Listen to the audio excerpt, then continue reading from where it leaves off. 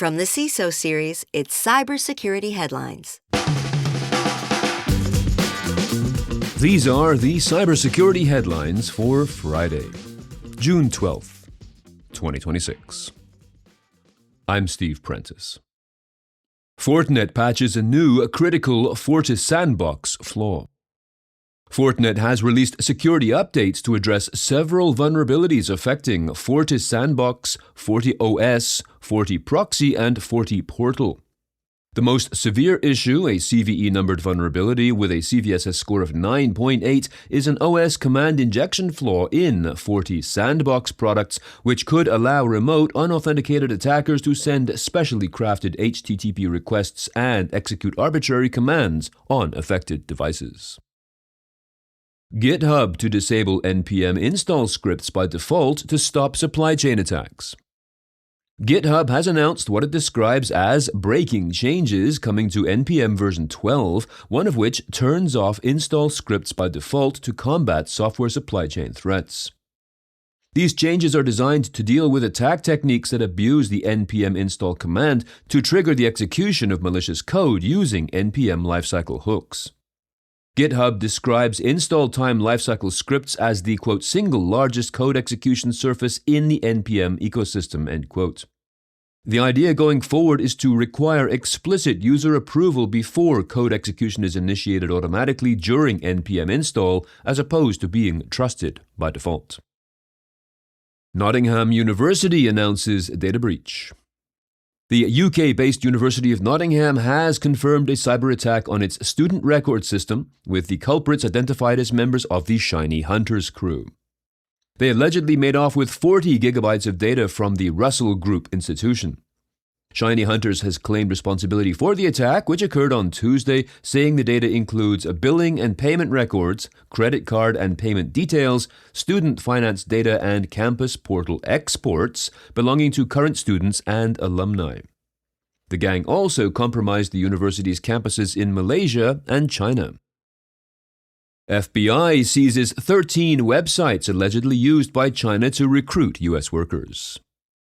The Justice Department announced on Wednesday that these websites were part of a Chinese effort to target American workers who have access to classified or sensitive government information. The sites appeared to be affiliated with consulting companies that advertised job openings for current and former holders of security clearances.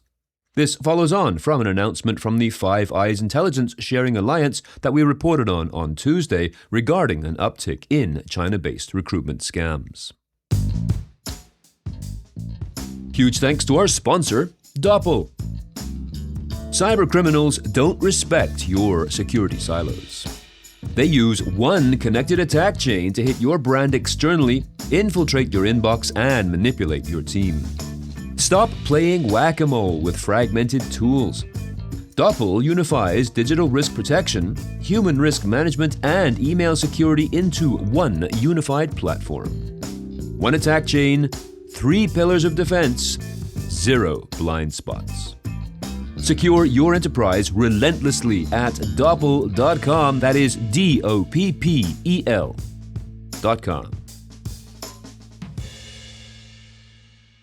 Cyber attack shuts down major Australian sugar mills, disrupting harvest. Australia's second largest sugar producer, Mackay Sugar, M-A-C-K-A-Y, announced the attack, which has disrupted sugar production in one of Australia's largest cane-growing regions. This has forced 2 major sugar mills to shut down, bringing harvesting operations to a halt. The organization that represents local sugarcane farmers said in a statement that sugar milling and cane haulage operations at the 2 major mills has been suspended, and this is occurring at the start of the annual sugarcane crushing season. Mackay Sugar supplies raw sugar to domestic customers as well as to markets in South Korea, Indonesia, Japan, and Malaysia. Coupang hit with record $409 million data breach fine. South Korea's data protection regulator, the Personal Information Protection Commission, has fined the e-commerce giant Coupang a record 624.6 billion won, which is roughly $409 million, following a massive data breach affecting more than 37 million customers. The company's subsidiary, Coupang Fulfillment Service, was also fined 248 million won for, quote, unlawfully collecting, using, and handling customers' personal and sensitive data, end quote. This breach occurred in late June of last year, but was discovered only in mid-November. The primary suspect is a 43-year-old Chinese national who worked in Coupang's IT department between 2022 and 2024. Security company seeks to add phone, AirPod, and smartwatch trackers to license plate readers. The company, which goes by the name of Leonardo, wants to add sensors to automatic license plate readers, otherwise known as ALPRs, to track unique identifiers of mobile phones, wearables, and other Bluetooth-enabled devices located in the cars whose plates they are scanning. The goal is to assist law enforcement in identifying specific drivers or passengers. The technology, called Signal Trace, would turn ALPR cameras from devices focused on tracking cars to ones that can more readily track the location of particular people. Most cybersecurity teams struggle to find time for training on new threats. This warning comes from a new report from ISC2, who polled nearly 1,000 cybersecurity leaders from large enterprises around the world on how their organization approached cybersecurity team training. 73% of them said, quote, their organization's security training budget has increased over the past year as businesses react to the emergence of new technologies and cybersecurity challenges that accompany them, especially AI, end quote. But at the same time, 98% said that while their organization allows employees to engage with professional development and training during work hours, just over half of the respondents, 53%, said they faced challenges that prevented them from engaging in these very activities. The report suggests that continuous training is key to preparedness rather than packaging things as a one-time activity. A link to this report is available in the show notes to this episode.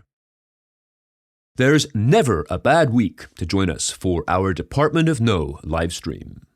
We broadcast every Friday at 4 p.m. Eastern on the CISO Series YouTube channel, and this week is definitely a great one to join. We have Brett Conlon and Jason Thomas joining us, helping us break down why the news of the week matters to your cybersecurity team, telling you what is FUD and what you really need to know. So make sure you're subscribed to the CISO Series YouTube channel and set a calendar reminder to join us later today at 4 p.m. Eastern for the Department of No. And if you have some thoughts on the news from today or about this show in general, please be sure to reach out to us old school at feedback@cisoseries.com. We would love to hear from you. I'm Steve Prentice, reporting for the CISO Series. Cybersecurity headlines are available every weekday. Head to CISOseries.com for the full stories behind the headlines.